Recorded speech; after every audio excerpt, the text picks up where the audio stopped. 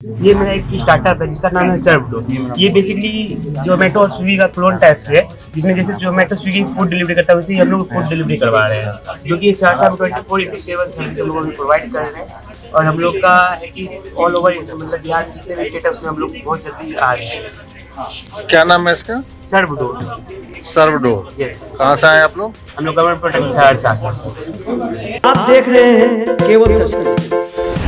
और मैं सत्यम शिवम केवल सच से अभी मैं मौजूद हूँ सहरसा जिले के प्रेक्षागृह में, जहाँ जिला स्तरीय युवा उत्सव 2025 का आयोजन किया गया है। ये आयोजन 28 और 29 नवंबर 2 दिन रखा गया है। आज इसका समापन भी है। इस आयोजन में जैसे प्रतियोगिताओं की कई विधाएं पेश की जा रही हैं।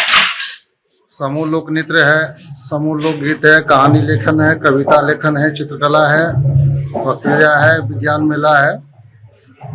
ये जिला प्रशासन के तत्वाधान में ये पेश किया जा रहा है। आइए आपको दिखाते हैं कुछ तस्वीरें और जानते हैं इस प्रोग्राम के बारे में, जिनसे युवाओं में कितना उत्साह का माहौल है।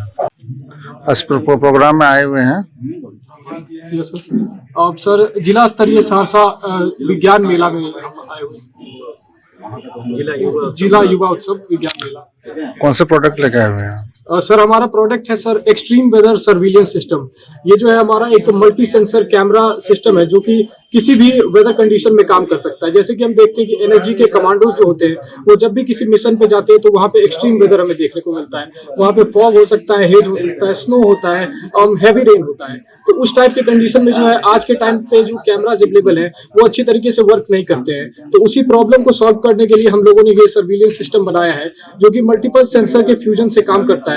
और ये जो है कोई भी ऑब्जेक्ट को डिटेक्ट कर सकता है, किसी भी ह्यूमन मूवमेंट को डिटेक्ट कर सकता है। साथ ही आप देख सकते हैं कि ये जो है बहुत ही कॉम्पैक्ट है एंड पोर्टेबल है। इसको आप अपने बैकपैक में रख सकते हैं। कमांडोज जो है इसको लेके कहीं पे भी ट्रैवल कर सकते हैं, उन्हें कोई भी इनकन्वीनियंस नहीं होगा।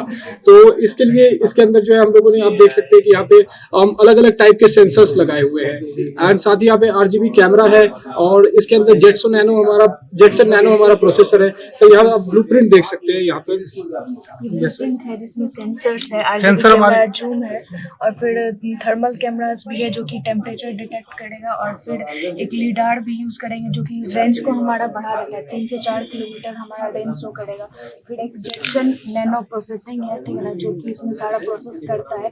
AI पे भी वर्क करता है, जो हमारा आएगा डिटेक्शन आएगा, ह्यूमन मूवमेंट होगा वो सारा उसमें शो करेगा, ठीक है। और फिर यहाँ आउटपुट देगा जो हमारा वाईफाई से कनेक्ट होगा, फोन पे चलेगा। और ये हमारा सारा आप लोग इसे फोर्स के लिए बनाए हुए हैं? हाँ, जो NSD फोर्स है ना, तो वहाँ जो बॉर्डर्स रहते हैं तो वहाँ पे जो तो यूज कैसे करेंगे इसको? ये सर्विलेंस के थ्रू है, जहाँ वो आपको यहाँ पे स्क्रीन शो होता है, आउटपुट दिखेगा।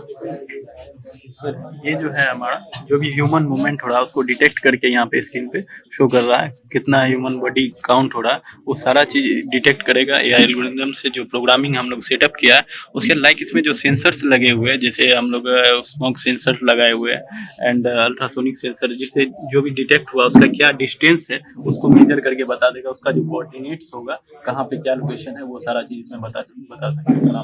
क्या नाम हुआ आप लोगों का? मेरा नाम MD दिलशाद अख्तर, अभिनव कहाँ से आए आप लोग? सहरसा इंजीनियरिंग कॉलेज से आए हुए। हम लोग का इलेक्ट्रिकल ब्रांच सेकेंड ईयर।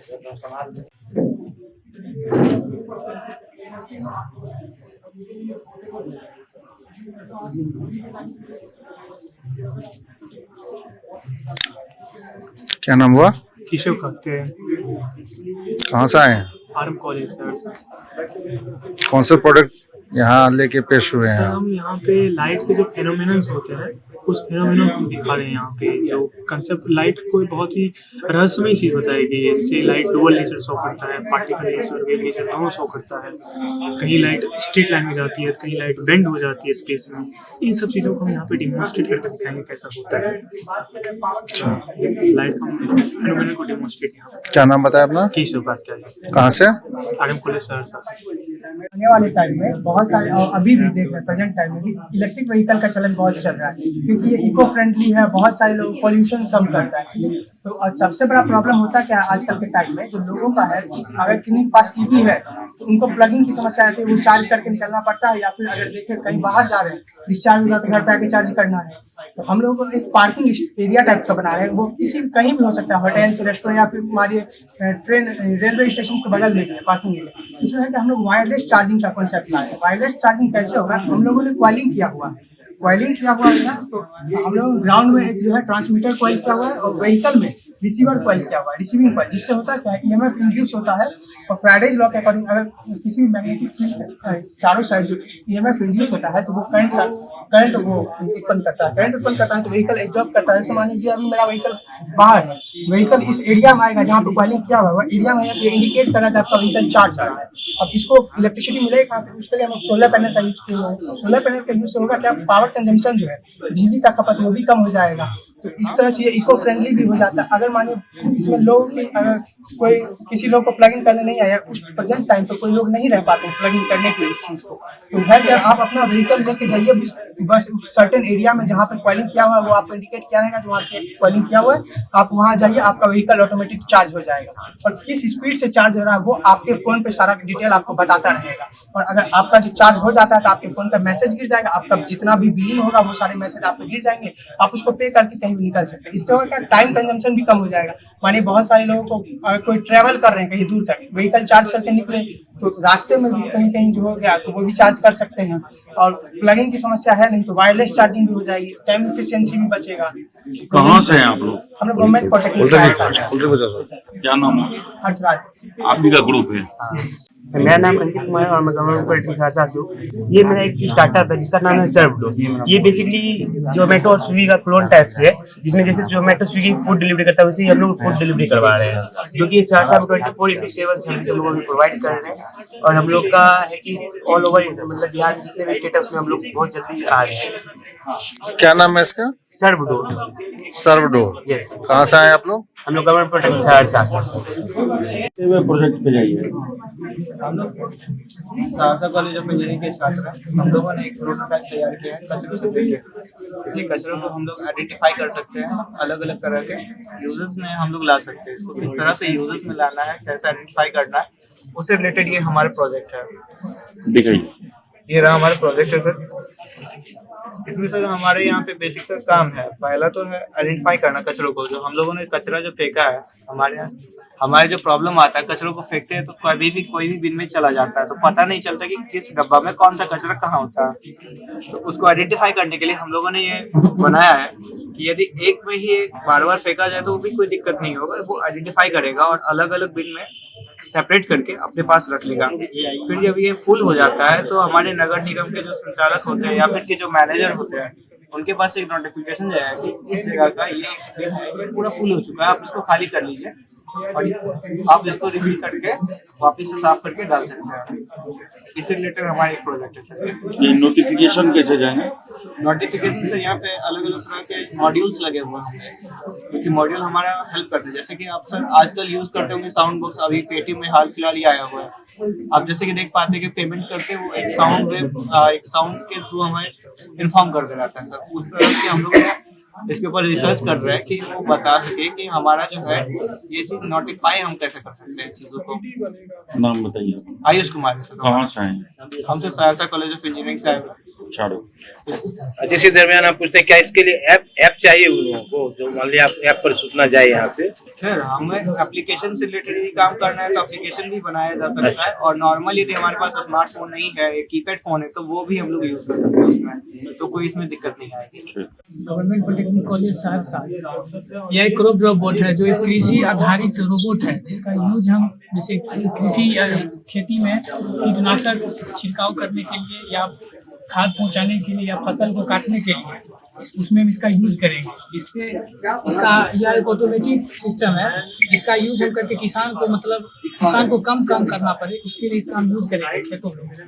और यह एक मतलब इसमें जिस तरह से हम कोडिंग करेंगे उस हिसाब से मेरा ये काम करेगा। फसल को काटना हो या किसान को जैसे फसल को बोना हो वो भी काम मेरा यही करेगा। ये एक ऑटोमेटेड मतलब प्रोजेक्ट है। ये कैसे चलेगा? बैटरी पे? हाँ, यह बैटरी पे चलेगा। इसमें बैटरी चार्ज कौन सा होगा? चार्जिंग मॉड्यूल लगाया हुआ है। ESP32 इसमें यूज किए हुए हैं। चार्जिंग मॉड्यूल इसमें यूज किए हुए हैं। इसमें हम लगा सकते थे 4 बैटरीज भी, लेकिन इसमें 2 बैटरीज लगा है क्योंकि इसमें एक नीचे 360 डिग्री का एक चेचिस लगा हुआ है, उससे कम व्हील में ही मेरा काम। नाम बतलाइए अपना। मेरा नाम अमन रंजन है। कौन सा है? Saharsa polytechnic college. सबका आज दूसरा दिन है, कितने प्रतिभागी और कौन कौन विधा में भाग लिए आज अंतिम दिन?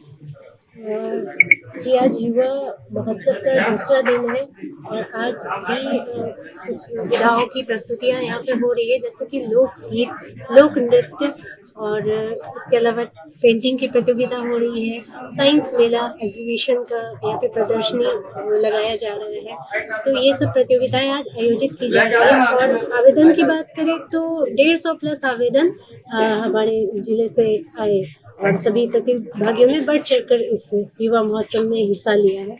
तो मैं सभी प्रतिभागियों को एक बार फिर से शुभकामनाएं देना चाहूँगी, क्योंकि आज ही सभी प्रतिभागियों का रिजल्ट भी डिक्लेयर होगा और हमारे जिला पदाधिकारी महोदय के हाथों से उन्हें पुरस्कार और सर्टिफिकेट्स भी उनको मिलेगा। और आज जो यहाँ से चुन के जाएंगे तो हमारे आगामी राज्य स्तरीय युवा महोत्सव में हमारे जिले को रिप्रेजेंट करेंगे। अपनी कला का प्रदर्शन वहाँ के मंच से उनको देने का अवसर प्राप्त होगा। और अगर वहाँ भी वो अच्छा करते हैं, वहाँ भी उनकी प्रतिभा, अगर उनमें प्रतिभा है, अगर वहाँ से भी उनका सिलेक्शन होता है तो फिर वो राष्ट्र स्तरीय युवा महोत्सव में अपना प्रदर्शन कर पाएंगे।